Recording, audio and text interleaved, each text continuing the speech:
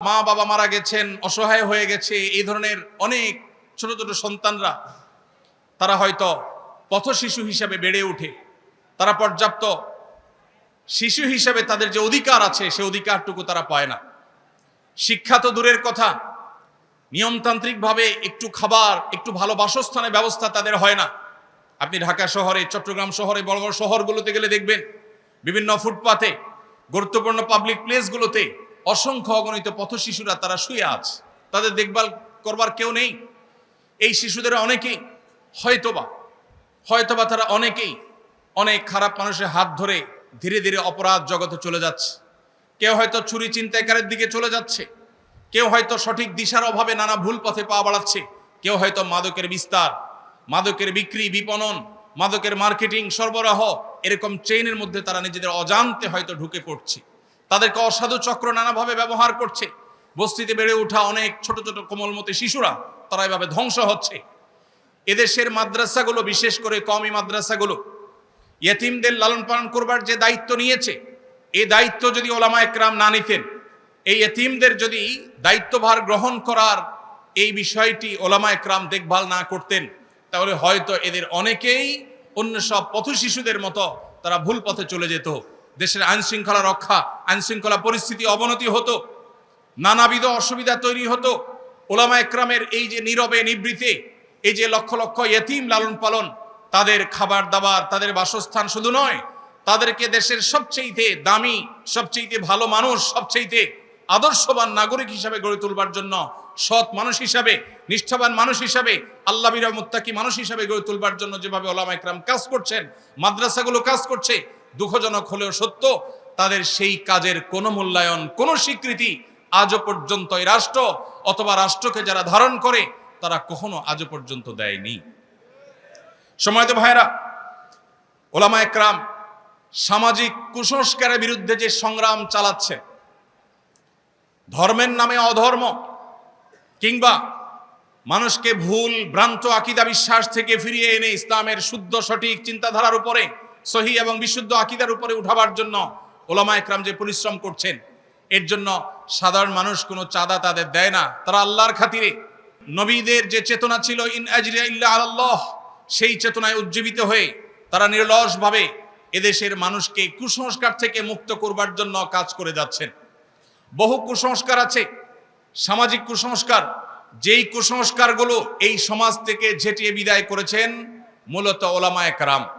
এদেশের প্রায় 40 থেকে 50 হাজার যে মাদ্রাসা আছে, কওমি আলিয়া মিলিয়ে যে এই বিপুল সংখ্যক মাদ্রাসা আছে, এর মধ্যে 40 থেকে 50 লক্ষ শিক্ষার্থী, এর বেশিরভাগই আবাসিক মাদ্রাসাগুলোতে তারা বেড়ে ওঠেন।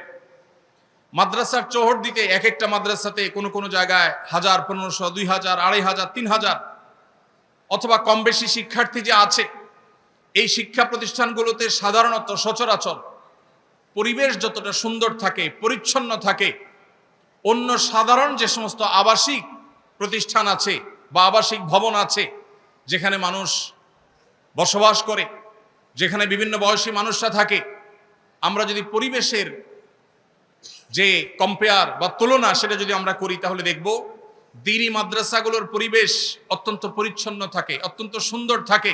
শিক্ষার্থীরা নিজ উদ্যোগেই এটা করে থাকেন।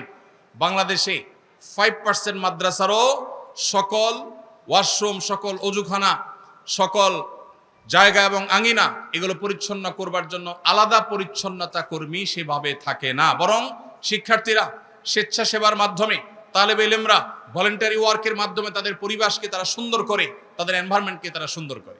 ভাইরা আমার, এত শত মাদ্রাসা, এত লক্ষ লক্ষ ছাত্র, অথচ এই সমস্ত মাদ্রাসাগুলোতে আজও পর্যন্ত কোনো নিজেদের মধ্যে দাঙ্গা হাঙ্গামা লেগে অনেক মানুষ মারা গেছে, বহু মানুষ হতাহত হয়েছে, এরকম একটি ঘটনা আজও পর্যন্ত দেখা যায় না। যেখানে তরুণদের বসবাস, যাদের শরীরে টকবগে রক্ত প্রবাহমান, তাদেরকে কোরআন এবং হাদিসের মাধ্যমে, কোরআন এবং হাদিসের যে অনুপ্রেরণা, ইন্সপিরেশন আছে, তার মাধ্যমে এদেশে ওলামা একরাম তাদেরকে যোগ্য, সুশৃঙ্খল নাগরিক, শান্তিকামী মানুষ হিসেবে গড়ে তুলছে। যার কারণে আমাদের থানাগুলোতে যত অপরাধমূলক মামলা হয়ে থাকে, এর এর হয়তো 5% মামলাও এদেশে ওলামা একরাম দিনদার মানুষদের নামে সচরাচর হয় না, কেউ দেখাতে পারবে না।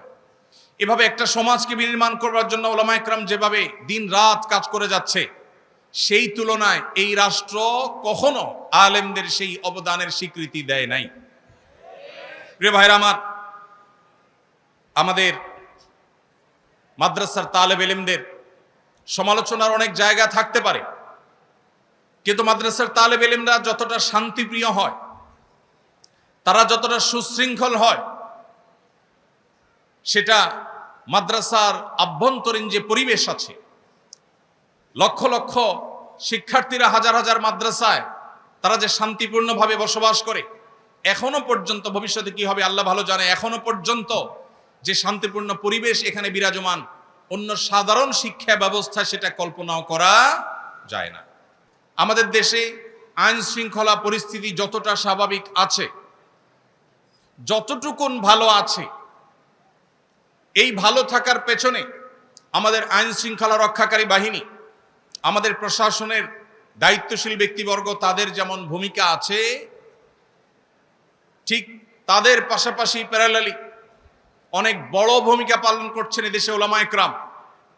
ওলামা একরামের বক্তব্য, তাদের ওয়াজ নসিহা শুনে বহু চোর চুরি থেকে তওবা করে, বহু ব্যভিচারী ব্যভিচারের পথ ছেড়ে শুদ্ধতা এবং পবিত্রতার পথে আসে, বহুত হারামখোর হারামের পথ ছেড়ে হালালের পথে আসে, বহু মানুষের অধিকার নষ্টকারী মানুষের অধিকার নষ্ট করার পথ থেকে তওবা করে আল্লাহর পথে ফিরে আসে।